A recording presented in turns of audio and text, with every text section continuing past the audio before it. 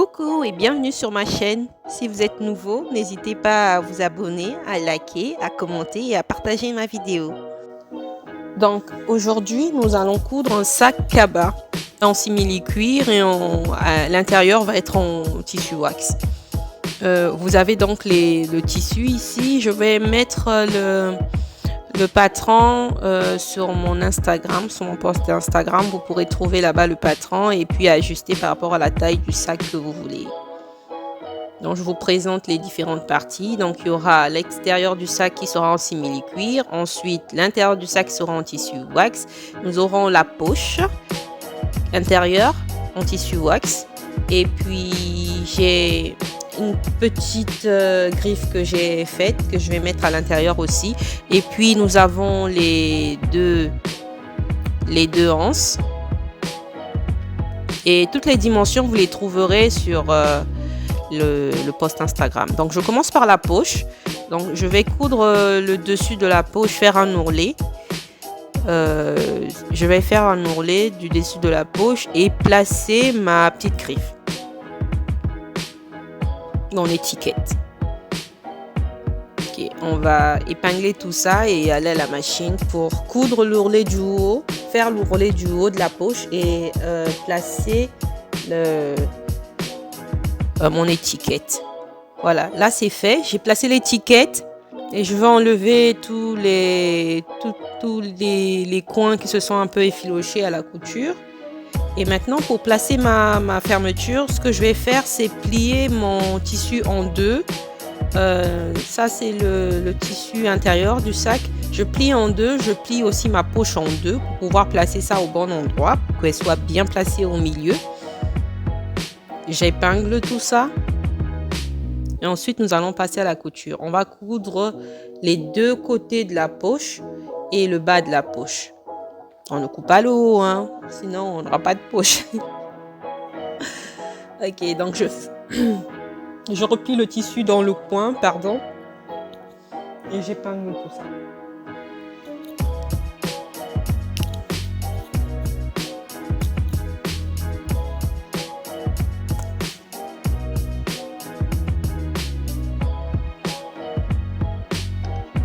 On va épingler, coudre autour en laissant le haut de la poche ouvert. Ok. On coud tout ça. On revient, on a notre poche placée. Et on va laisser ça à côté et commencer à faire les anses du sac. Donc pour les anses du sac, on va d'abord retourner endroit contre endroit, placer des épingles et coudre tout au long. Ce que moi j'ai fait, c'est que j'ai cousu jusqu'à peu près le milieu et j'ai laissé un petit espace pour pouvoir le retourner parce que sinon après c'est un peu plus long à retourner. Donc j'ai laissé un espace au milieu pour pouvoir retourner de chaque côté un peu plus près parce que je n'avais pas d'épingle pour pouvoir tirer. Donc voilà, vous avez vu, j'ai cousu. Et donc j'ai cousu et là on va retourner. Je retourne avec mon doigt. Pour ceux qui peuvent utiliser une baguette par exemple ou bien une épingle, ben, vous le faites avec l'épingle. Mais moi je le fais avec le doigt en tirant tout simplement et puis ça fait l'affaire. Voilà, nous allons retourner.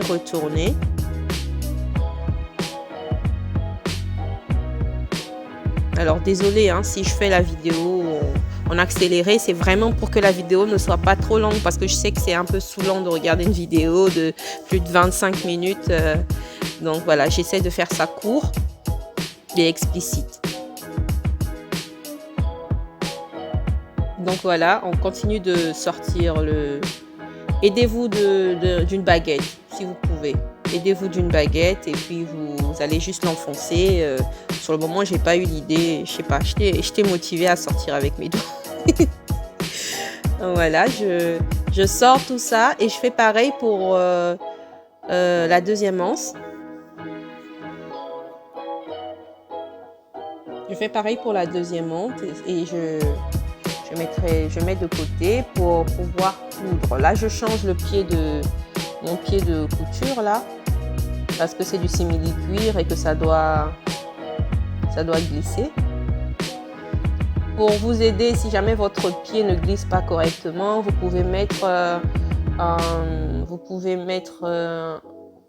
de la crème ou bien un peu d'huile sur le coin où vous allez coudre. Ça va être un peu difficile parce qu'il y a 4 épaisseurs de ce côté-là, parce que c'est bien le côté où quand on a retourné, on a de l'excédent là. Vous voyez quand on a fait la couture. Donc il y a 4 épaisseurs là à coudre parce qu'on coud à peu près 1 mm du bord.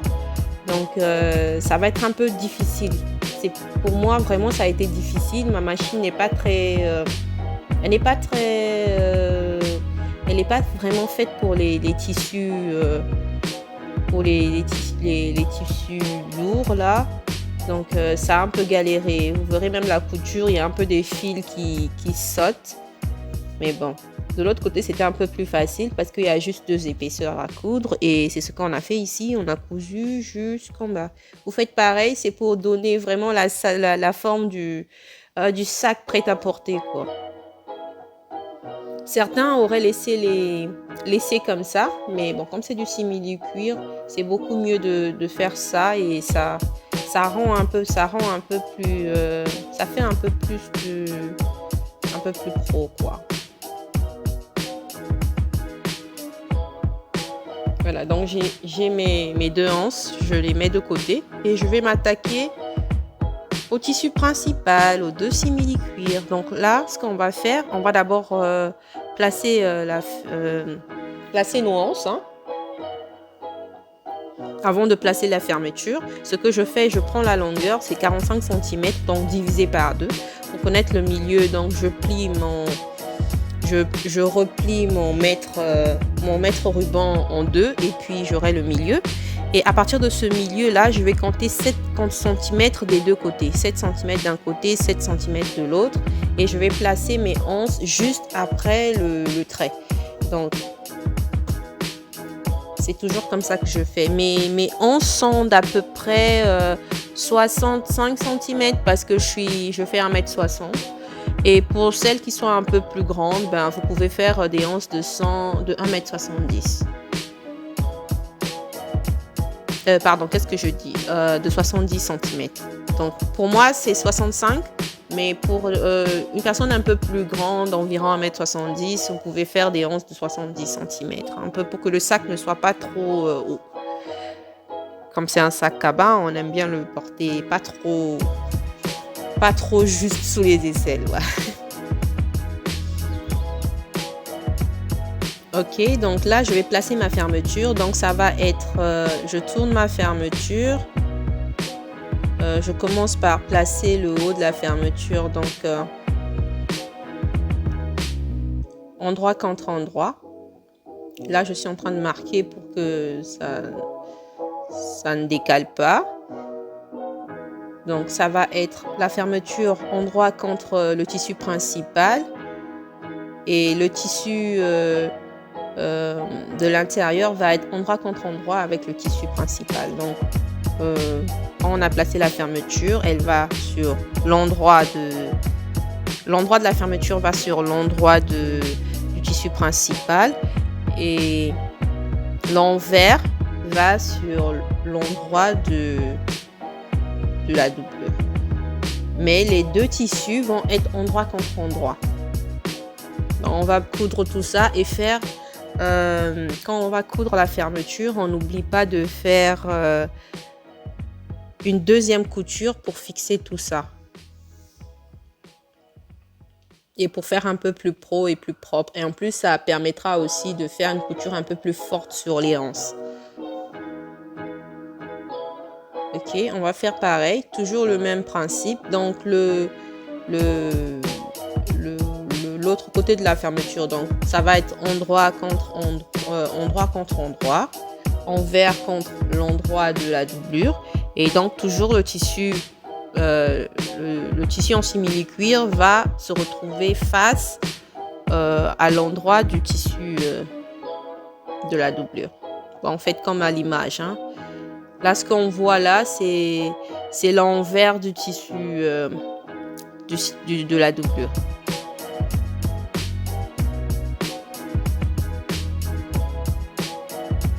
Voilà. Donc on coud aussi. Voilà, là on a le sac cousu. Et ce qu'on va faire, c'est de fermer. On va fermer la fermeture jusqu'à un certain endroit, juste pour que la fermeture ne se retrouve pas à l'extérieur lorsqu'on va faire la couture finale. Et si vous voyez bien le tissu, pour le simili cuir, j'ai fait deux tissus différents. Mais pour la doublure, je n'ai pas... c'est un tissu en entier. Et donc, je vais donc faire une couture qui va aller... donc voilà, donc vous allez voir sur l'image là, je vais faire la couture comme ça, voilà, et partir. Je vais juste laisser les carrés là, je m'arrête là et je continue vers le bas. Je laisse le carré et je remonte jusqu'à la doublure. Et quand je vais arriver à un niveau, je vais laisser un espace sur la doublure pour pouvoir retourner le sac. C'est ce qu'on a fait. Donc là, je coupe les excédents de fermeture. Faites pas attention, ma fermeture c'est une double fermeture, donc vous verrez normalement il y a des fermetures des deux côtés. C'est pourquoi vous voyez encore une fermeture à l'extérieur, mais la bonne fermeture elle est à l'intérieur. Ok. Alors maintenant on va coudre les coins. Donc on va aligner les deux bords. Le bord du bas et le bord du coin là, le bord du côté, et puis on va placer les épingles. Donc vous faites comme sur l'image et on va coudre tout ça et faire un point zigzag. N'oubliez pas de faire le point zigzag aussi sur votre couture, sur le simili cuir surtout, pour que les coutures soient vraiment fortes, hein, parce que c'est ce qui va supporter le sac. On fait ça de l'autre côté, on fait ça aussi on fait la même couture de ce carré là sur le côté de la doublure, et après on retourne le sac. On va retourner le sac tranquillement. Tranquillement, on va tout retourner.